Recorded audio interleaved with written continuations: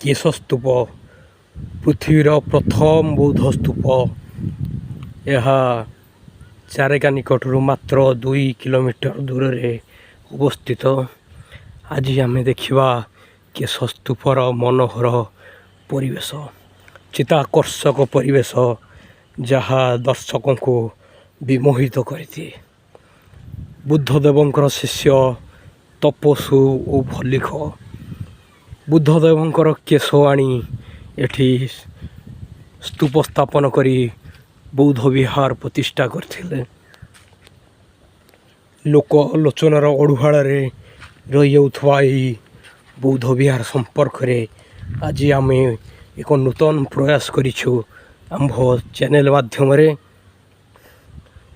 ଅନ୍ତର୍ଯ୍ୟାମୀ ମିଶ୍ର ତାଙ୍କର ଓଡ଼ିଆ ଭାଷାର ଇତିହାସ, ଓଡ଼ିଆ ଏକ ଶାସ୍ତ୍ରୀୟ ଭାଷାରେ ମଧ୍ୟ କେଶସ୍ତୂପ ବିଷୟରେ ଉଲ୍ଲେଖ କରିଛନ୍ତି। ଆପଣ ଦେଖନ୍ତୁ, ଏଠି କେଶସ୍ତୂପର ଏକ ଗୁମ୍ଫା, ଯାହା ପ୍ରାକ୍ ଐତିହାସିକ କାଳରୁ ଏଠି ବିରାଜିତ ଅଛି। ଗୁମ୍ଫା ଆପଣ ଦେଖନ୍ତୁ, କେଶସ୍ତୂପର ଗୁମ୍ଫା, ମନୋହର ପରିବେଶ।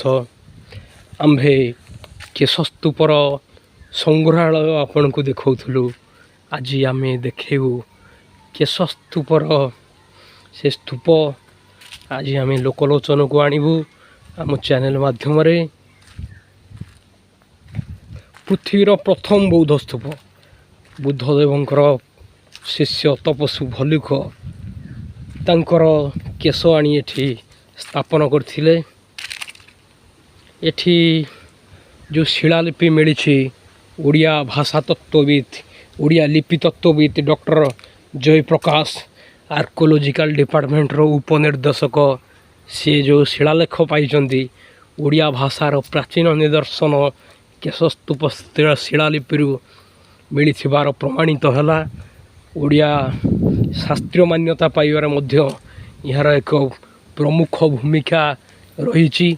କେଶସ୍ତୂପ ବୌଦ୍ଧ ସ୍ତୂପ ଆପଣ ଦେଖନ୍ତୁ, ମନୋହର ପରିବେଶ, ଜଙ୍ଗଲ ସବୁଜିମାମୟ ପରିବେଶରେ ବୌଦ୍ଧ ସନ୍ନ୍ୟାସୀମାନେ ଏହି ସ୍ଥାନକୁ ନିଜ ସାଧନାର ପୀଠ ଭାବରେ ବାଛି ନେଇଥିଲେ। ମନୋହର ପରିବେଶ ଦେଖନ୍ତୁ, ଗ୍ରୀଷ୍ମ ମାସରେ ମଧ୍ୟ ଏଠି ଅନେକ ଆନନ୍ଦ ମିଳେ। ଏକ ଶୈଳନିବାସ ଭଳି ହୋଇଛି ଏ ଅଞ୍ଚଳ। ଏକ ଉପବନର ବି ଭ୍ରମ ସୃଷ୍ଟି କରେ। ଏହା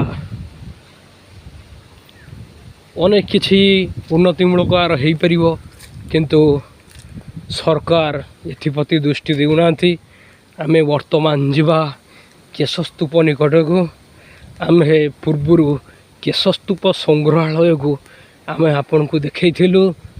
ଆଜି ଆମେ କେଶସ୍ତୂପ ନିକଟକୁ ଯିବୁ। ଆପଣ ଦେଖିବେ କି ସୁନ୍ଦର ପରିବେଶ ମଧ୍ୟରେ ଏଠି ଦେଖନ୍ତୁ, ଦେଖାଯାଉଛି ନେଉଳପୁର ପର୍ବତ ନିକଟରେ ଅଛି କେଶସ୍ତୂପ ନିକଟକୁ। ଆମେ ବର୍ତ୍ତମାନ ଏଇ କେଶସ୍ତୂପ ନିକଟକୁ ଯିବୁ। କେଶସ୍ତୂପ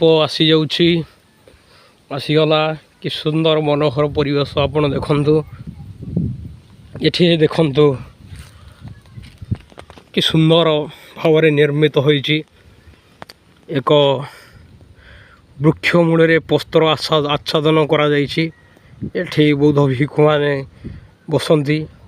ଶାନ୍ତ ବାତାବରଣ, ଶାନ୍ତ ସ୍ନିଗ୍ଧ ପରିବେଶ, ମନୋହର ପରିବେଶ ଜନମନ ହରଣ କରେ। ପ୍ରକୃତିର ଶାନ୍ତି, ବସ୍ତୁବାଦ ଦୁନିଆରୁ କିଛି ସମୟ ବାଦ ଦେଇ ମଣିଷ ଟିକେ ଶାନ୍ତି ଖୋଜିବାକୁ ଏଠି ପଳେଇଆସେ। ଦେଖନ୍ତୁ, ଆମେ ପହଞ୍ଚିଗଲୁ କେଶସ୍ତୂପ ପାଖରେ। କେଶସ୍ତୂପ ପାଖରେ ଆମେ ପହଞ୍ଚି ଯାଇଛୁ। ଦେଖନ୍ତୁ, ପ୍ରସ୍ତର ଚଟାଣ ଆଚ୍ଛାଦିତ କେଶସ୍ତୂପ ମହାବିହାର, ପୃଥିବୀର ସର୍ବପ୍ରାଚୀନ ବୌଦ୍ଧ ସ୍ତୂପ କେଶସ୍ତୂପ।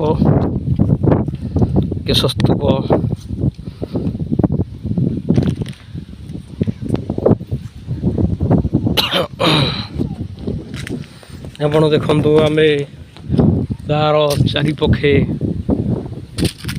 ଭ୍ରମଣ କରୁଛୁ। ପ୍ରାକୃତିକ ଶୋଭା ଆପଣ ଦେଖନ୍ତୁ, କେତେ ସୁନ୍ଦର ପ୍ରାକୃତିକ ଶୋଭା। ଏ ଛୋଟ ପାହାଡ଼ ଉପରୁ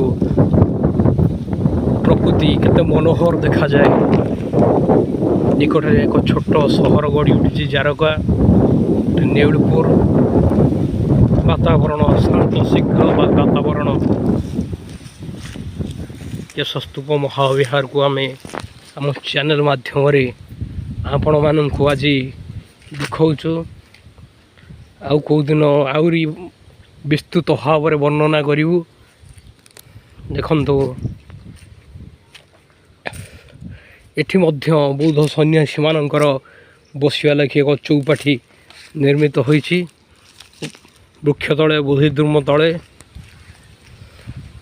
ଏଠୁ ଖୁବ୍ ନିକଟରେ ଗୋଟେ ସହର ଗଢ଼ି ଉଠିଛି, ଯାହାକୁ ଆମେ ଜାରକା ବୋଲି କହିବୁ।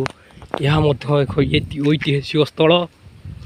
ଏଠି କେଶସ୍ତୂପର ଅନତି ଦୂରରେ ଆପଣ ଲକ୍ଷ୍ୟ କରନ୍ତୁ, ଏଇ ଯେଉଁ ସହର ଗଢ଼ି ଉଠିଛି ତା ନିକଟରେ ଏଠି ଭଲ୍ଲୁକଙ୍କର ସାଧନା ପୀଠ ଏଠି ଥିଲା।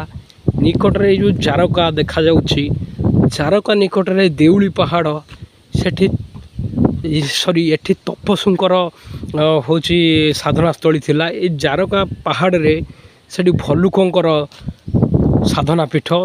ସେଇ ଜାରକା ପାଖରେ ଯେଉଁ ଛୋଟ ସହର ଗଢ଼ି ଉଠିଛି ଜାରକା, କେଶସ୍ତୂପର ମାତ୍ର 2 ମାଇଲ ଦୂରରେ ସେଠି ଏକ ଛୋଟ ଗ୍ରାମ ଅଛି, ଯାହାକୁ କୁହନ୍ତି ଭାଲୁଖାଇ।